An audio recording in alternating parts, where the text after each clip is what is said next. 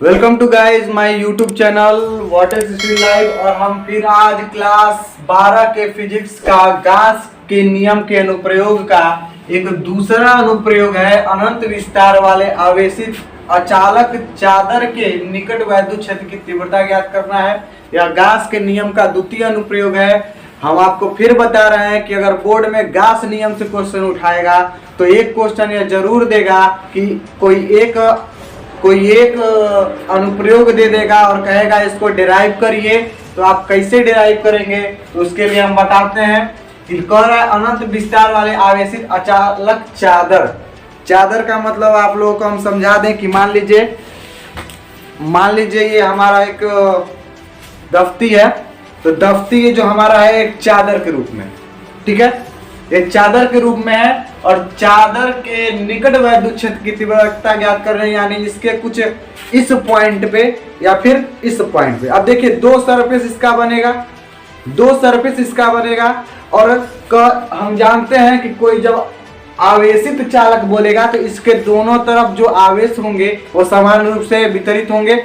तो जब वितरित होगा तो इधर भी वैद्युत क्षेत्र की तीव्रता हमें ज्ञात करनी पड़ेगी और इस तरफ भी वैद्युत क्षेत्र की तीव्रता हमें ज्ञात करनी पड़ेगी, क्योंकि इसके बीच में जो चौड़ाई है वो कुछ चौड़ाई होगा जिसके कारण इसका दो सरफेस बन जाएगा और दोनों सरफेस पे हमें वैद्युत क्षेत्र की तीव्रता ज्ञात करेंगे और दोनों तीव्रताओं को जब जोड़ देंगे तो हमें परिणामी वैद्युत क्षेत्र की तीव्रता मिल जाएगी। तो हम देखिए बना लिए हैं, एक चादर है, एक सीट है और कोई बिंदु P है जहां पे वैद्युत क्षेत्र की तीव्रता ज्ञात करनी है और उससे कितने दूरी पर है, R दूरी पर वैद्युत क्षेत्र की दोनों तरफ से जो हम दूरी लेंगे दोनों तरफ वह समान होगा। R डैश और R दोनों समान होगा, बिंदु P भी दोनों एक दूसरे समान होंगे और वैद्युत क्षेत्र हर जगह पर कोई हम ये सीट लिए हैं, इस पे हर एक बिंदु पर वैद्युत क्षेत्र जो हमारा होगा वो समान होगा,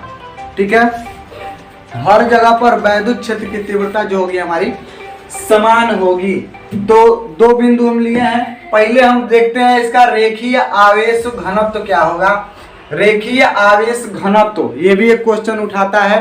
तो रेखीय आवेश घनत्व किसे कहेंगे, माना Q आवेश किसी पृष्ठ का क्षेत्रफल A पर, माना Q आवेश है, इस पे Q आवेश है, ठीक है। Q आवेश क्षेत्रफल A पर समान रूप से वितरित है तो प्रति एकांक क्षेत्रफल पर आवेशों की संख्या, प्रति एकांक क्षेत्रफल पर आवेश को हम क्या कहते हैं, रेखीय आवेश घनत्व Q बाई A।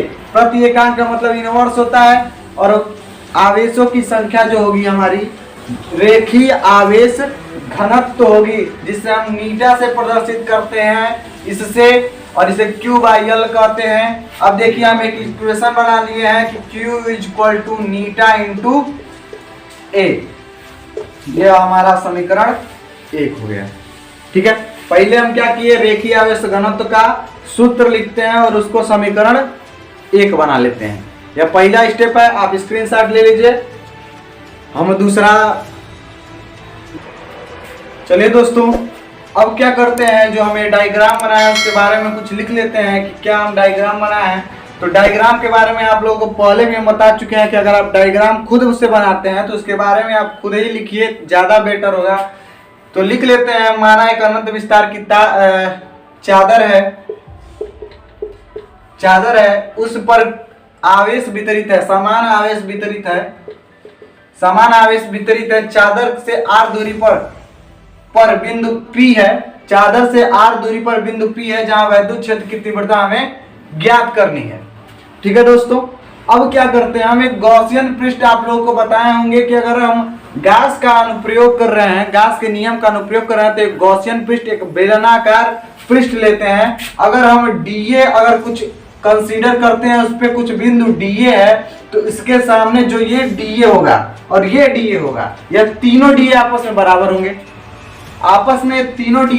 होंगे, क्योंकि जहां इतना क्षेत्रफल ये इसके क्षेत्रफल के बाद, क्योंकि उसके बीच से जा रहा है, तीनों की जो वृत्त के परिधि जो होगा वो बराबर होगा वृत्त का क्षेत्रफल भी, आपस में तीनों बराबर होंगे। तो ये डीए और ये भी डीए, तीनों डीए आपस में क्या होंगे, बराबर होंगे। तो हम लिख लेंगे गॉसियन पृष्ठ माने हैं जहां वैद्युत क्षेत्र की तीव्रता ई है, डीए वेक्टर है और दोनों डीए वेक्टर यहाँ लिखे पी डैश बिंदु पर क्षेत्र की तीव्रता समान होगी तथा डीए भी समान होगा, डीए वेक्टर भी समान होगा।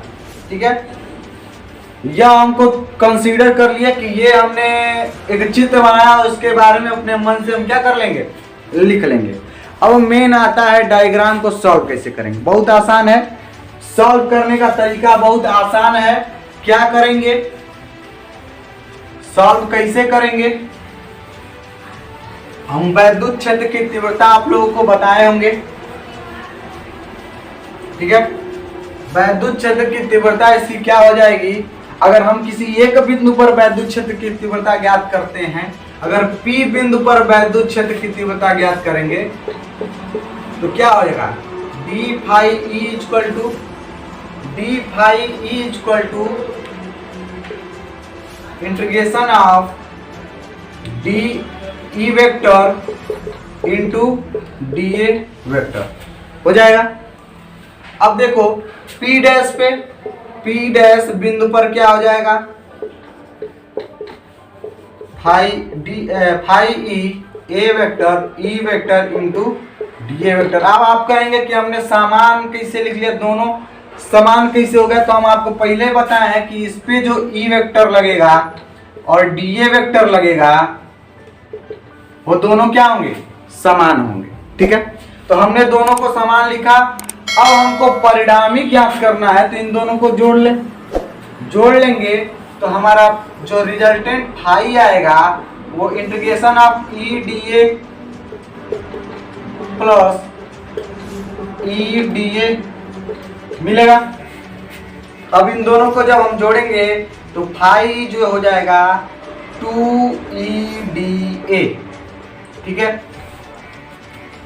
ठीक है, अब देखो 2 इंटीग्रेशन करते हैं इसका, तो फाई जो हमारा हो जाएगा वो 2EA हो जाएगा। समीकरण नंबर 2, समीकरण नंबर 1 पहले बनवा चुके हैं, एक समीकरण हमारा 2 बन गया।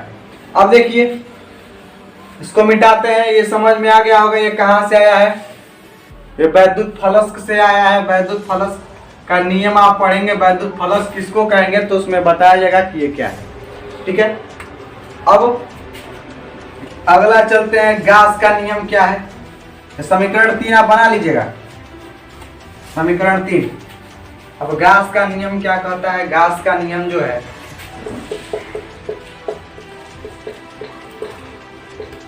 Phi equal to q by epsilon 0 होता है गास का नियम।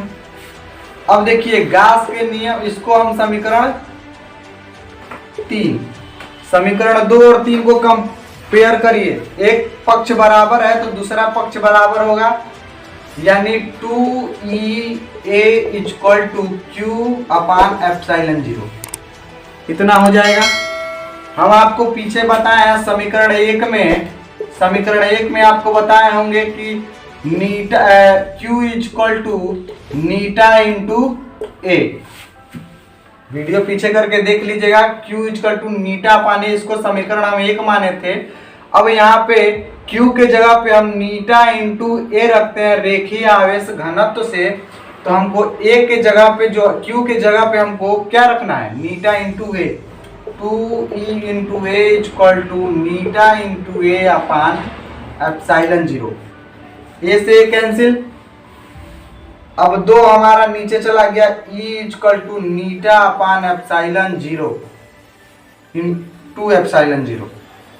ये हमारा हो गया एक अनंत विस्तार वाले रेखीय अचालक चादर के निकट वैद्युत क्षेत्र की तीव्रता। ये सबसे आसान है। क्या करते हैं, दोनों तरफ वैद्युत फलक लेते हैं, वैद्युत फलक और गासियन पृष्ठ दोनों को समान दिखाते हैं और समान दिखाने के बाद रेखीय आवेश घनत्व से Q का मान बदल देंगे और Q का मान बदलने के बाद A से कैंसिल हो जाएगा और E जो हमारा मिलेगा वो η/2 एप्सिलॉन नॉट के बराबर मिलेगा।